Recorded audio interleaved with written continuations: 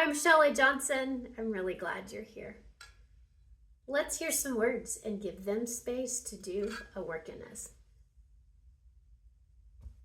This is week 5 of our Embracing Grace series, and we're going to settle ourselves into hope.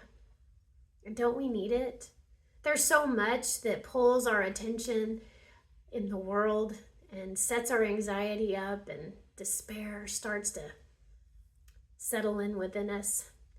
And when we set our eyes on that problem, that person, our emotions, our fear, despair takes over. And that's not what God wants for us. He sent Jesus to live, die, and to be resurrected so that we could have a living hope. That's what Peter calls it in his letter. This is not a dead hope. This is a hope that Jesus is giving to us by his grace.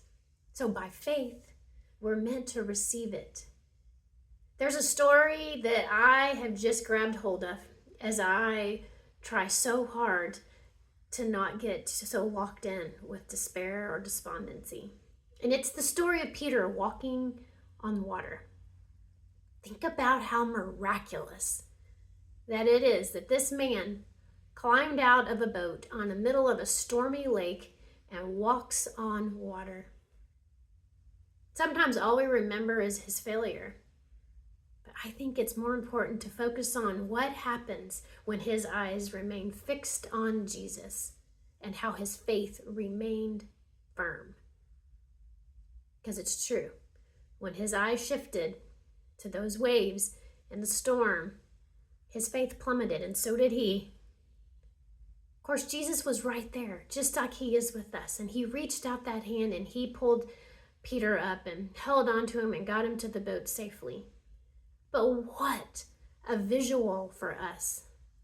It's why there are so many places. Hebrews says to keep fixing your eyes on Jesus. Colossians says, keep your thoughts on things above, not on all of this. Because what happens when we do is we get stuck. Despair takes over and we can't break free to get to the hope. It's moving our eyes back onto Jesus. That's the game changer. He is our hope. He's our living hope for now and for all eternity. So don't give up. Don't give in. Shift your eyes. Lock in with Jesus. Take the grace he's extending you. And let's be people of living hope.